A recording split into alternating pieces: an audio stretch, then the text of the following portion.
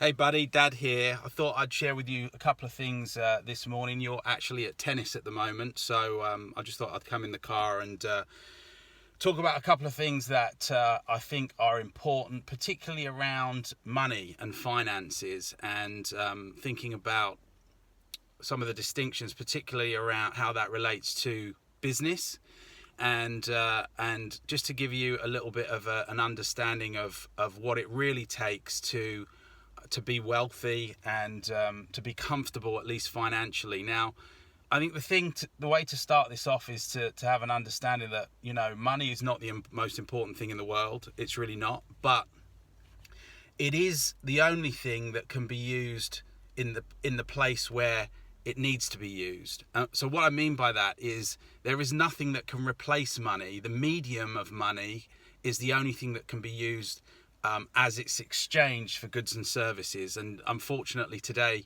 you can't give of your time or of your talents necessarily in exchange for services. You would have to do that for money. And the way to do that today is by understanding that building wealth, and wealth is really not about being rich.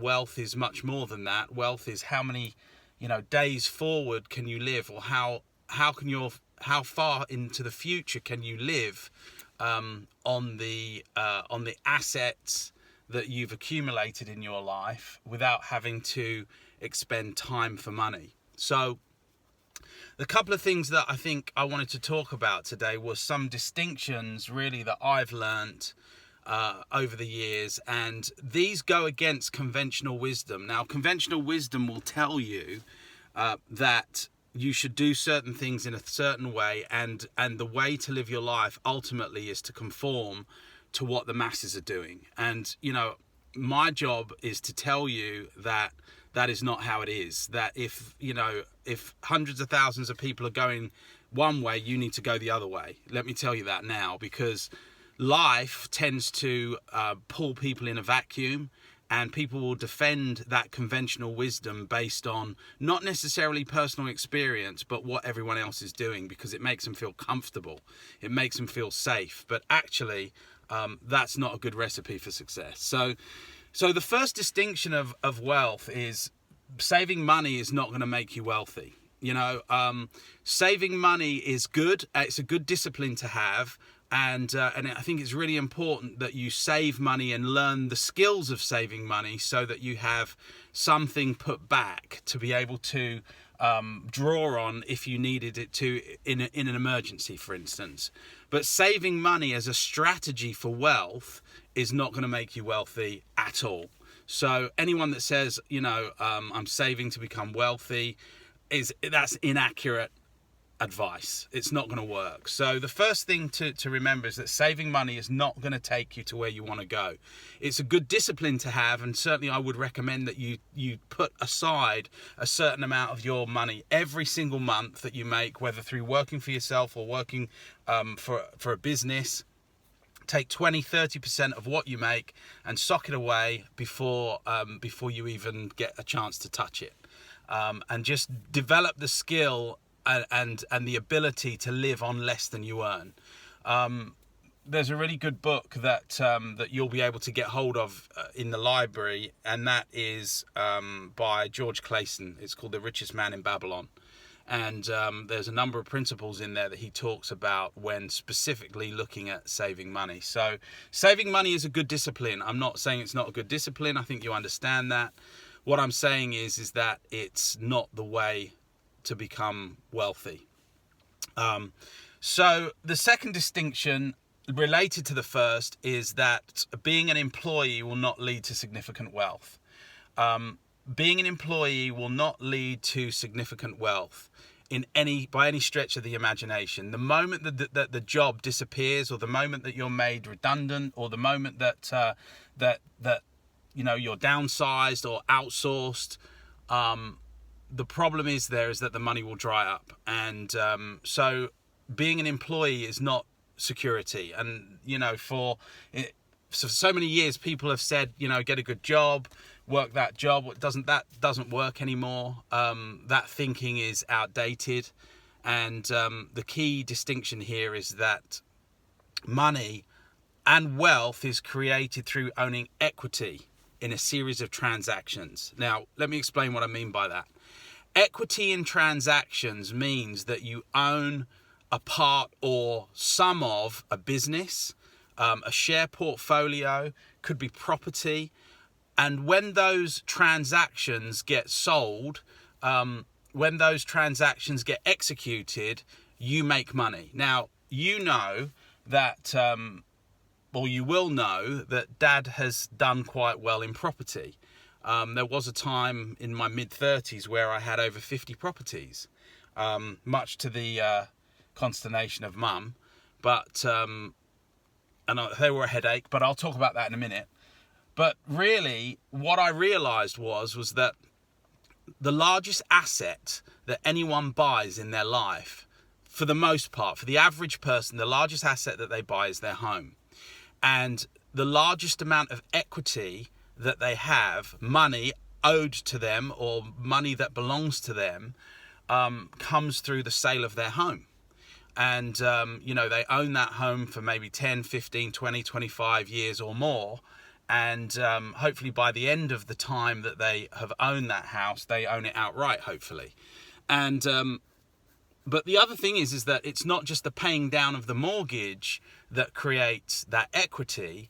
It's also something called appreciation. And appreciation basically means you own the property, and as prices go up, the value of your asset, business, share portfolio, property, goes up in value. And so my thought process was, if a property is the largest single place that people build wealth in their lives, why don't I buy 10 properties or 50 properties? And that was the thinking behind it, and that worked out okay. I mean, it wasn't. There's the other side of it, which is managing it, but we're not talking about that today. We'll come on to that another time. But the key distinction really is that wealth, it comes from owning equity in a series of transactions. I kind of want you to really remember that being an employee is not going to bring you significant wealth now or in the future. But owning equity in a series of transactions, not one transaction. Yes, you can make some money and you may get really comfortable with one transaction. But what you want to do is try and get involved in as many transactions as you can in a related area. So maybe it's property or shares or a business or a number of businesses, doing a roll-up in businesses. We'll talk about that another time. But essentially, that's the second distinction. So owning equity in a series of transactions is how wealth is created. The next one is one that I want to share with you with caution, and that is borrowing significant amounts of money can lead to wealth. Now, the disclaimer on that and the warning on that is you don't want to borrow too much, but actually borrowing money is a guideline, borrowing money is a, what's the word? Is a mark. Borrowing money is a mark of a wealthy person if they're sophisticated. Now, when I talk about borrowing money, I'm not talking about consumer money. I'm not talking about borrowing on a credit card to go and buy clothes and frivolous things. I'm talking about business debt to buy assets. Assets that will pay you over time, and as you pay them down, your equity grows and what you owe reduces over time. So becoming wealthy is really about recognizing that borrowing significant amounts of money is a way to do it. Now, you don't have to do that. You can bootstrap a business. You can maintain control of that business for a period of time. But one of the ways of being able to do that is to go into debt. Another way to do it is to offer equity, and equity essentially means that you bring in investors. Investors will put money in for a part ownership in the business, But what I want to do is share with you some things in another message that talks about how to deal with that specific situation, because I've been there, I've done that, and there are warnings with that. And there are warnings with debt, and there are warnings with equity, and you have to be careful with both of them, particularly with equity around ownership. But I'll talk about that another time. The next one in terms of building wealth is that most overnight successes, and everyone loves overnight successes, but the reality is that most overnight successes take about a minimum of a decade, 10 years minimum. And the old saying goes, we overestimate what we can do in a year, but we underestimate what we can do in 10. And that is absolutely true. So what am I saying here? I'm saying that get comfortable with the fact that anything you go into is probably going to take you a minimum of probably 10, maybe 15 years to get to a point where you would deem it as being successful. Now, there are exceptions to that, but I don't want you to think about the exceptions. I want you to think about what happens to the average individual that goes out on this path. So that, because success will take care of itself, right? What we need to do is understand and manage the downside risk of dealing with some of these situations. So the key thing is that overnight success takes about a decade, and you've got to get comfortable with that because it's so important.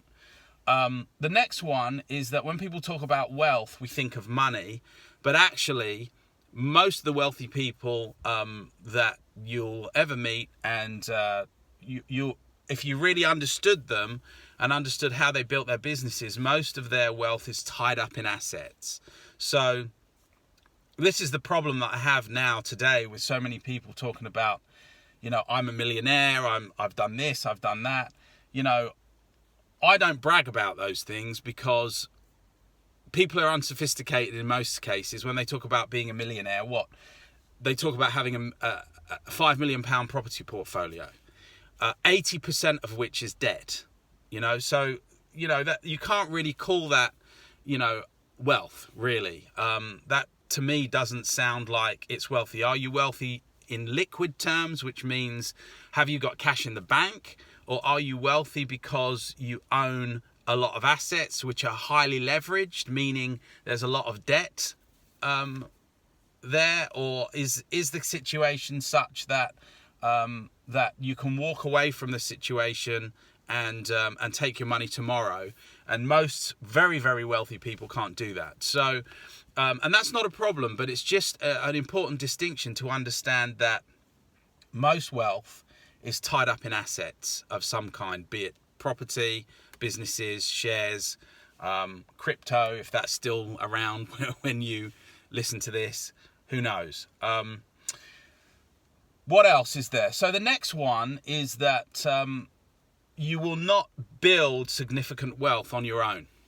You will not do it on your own. Significant wealth comes as a result of building a team of people around you. So anytime you see someone that's wealthy, maybe on TV or on the internet, and you look at them and you say, wow, they did this, they achieved all this stuff. Oh, how did they do it? They must have gone out and really worked hard. Well, that may all be true, but the reality is they've got a team behind them. In every case, there is a team of people around that individual who is the foreperson or the front man or front woman or the CEO that would have a team of people around them to help them achieve all that they're achieving. And often that stays silent. So get comfortable with the fact that you're going to bring people in to help you, that you're going to build a team of people, that you're going to rely on those people, and that actually those people that you bring in are going to be much better at doing the things that you need them to do than you can do, because you can't be a jack of all trades. What you have to do is be able to attract the best possible people, the best talent that you can find to work on your business, your project, your initiative, whatever it is that you're trying to achieve. But successful people, wealthy people understand that they need to build a team around them, and they get really, really good at choosing the right people. And then also choosing the right people and rewarding them. Once you get good people, you want to keep them. You want to retain them. How do you retain them? Well, I've always said you retain them through something like I like to call golden handcuffs. And basically what that means is that I pay them, or I want to pay them, more than they would get paid anywhere else. So that they know that if they're motivated by money, and that's not the only motivation, you have to think about the other things that are important to them, like fulfillment and doing things that they love, and chance to develop and grow, education, all of those things. But recognize that really it's not going to happen on your own, and that you've got to give them something to look forward to. If they're going to come along and be part of your initiative, your dream, your vision, you've got to make sure that they're aligned and they want to do it. And I've always given people golden handcuffs, and what that means is when they look around, if they're thinking about going, from a financial standpoint at least, there's nothing better out there. Now, they may still leave, and that's okay, but from a financial standpoint, I want to make sure that they're looked after, and they've got the best experience working for me and my business than they will get anywhere else. The next one that people talk about, and particularly you'll find this online, is that people will talk about, you can make money, you can be successful, and you can also have a balanced life, which is crap. You can't do that. You cannot have a balanced life and build significant wealth. It's going to take a minimum of 10 years, 15 years of graft, working hard, 60, 70 hour week, 60, 70 hours a week probably, or more, at least for the first few years, to get the thing really off the ground and to get to start to build some momentum. So make sure that you get comfortable with that it's going to take time, and that also you're probably not going to have a balanced life for a little while. And so I suppose the message there is that you either need to do this before you get married or settle down seriously, or do what I did and marry someone who supports you, and Mum's been fantastic in that, supports you to the nth degree. She's allowed me to go and do the things I've needed to do, and supported me at times where it's been difficult. And she's been absolutely brilliant at that. So either do it before you get into a serious relationship, or do it, or make sure you marry the right person. And we'll talk about that in another message, talking about marrying the right person for the right reasons and all what have you. And then the last one, to maintain wealth. One thing is about building wealth and getting to a point where you're comfortable. The next one is maintaining it. And the message there is probably the last distinction that I have for you today, which is education is the shortest distance between poverty and wealth. Let me say that again. Education is the shortest distance between poverty and wealth.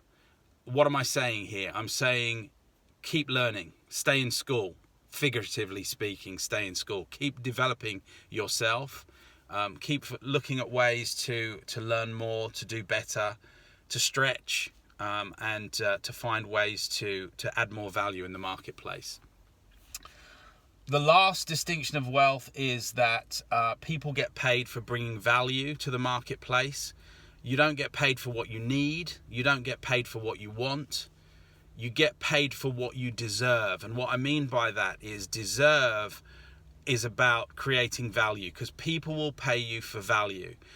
If you're not getting paid, if you're not making money, or you're finding it difficult to make money over a prolonged period of time, chances are you just haven't found a way yet to be valuable in the marketplace. And what does value mean? Well, value means a couple of things, 3 things in fact.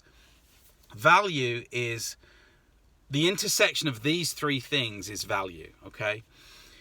Number 1, the demand for what you do. There has to be demand. People need to want to buy the thing that you've created. If you were going to start a hot dog stand, for instance, You might think that you need a stand, you need food, you need hot dogs, you need material, you need, sauces, you need all the things that you need to do that hot dog stand. But the reality is what you really need is hungry people. You need a starving crowd. So that's the first thing. You need to have demand for what you do. The second thing you need is your ability to do it. You've got to be good at it. You've got to be better than most people at it to be able to make that successful. So it's demand for what you do, your ability to do it. And the third one and last one, the difficulty in replacing you or it. The more difficult you become to replace that thing that that starving crowd wants, the more difficult you are to replace that, the more valuable you become and the more you can charge in the marketplace. So really, really important to understand those things. Sorry, it's been a bit rushed today.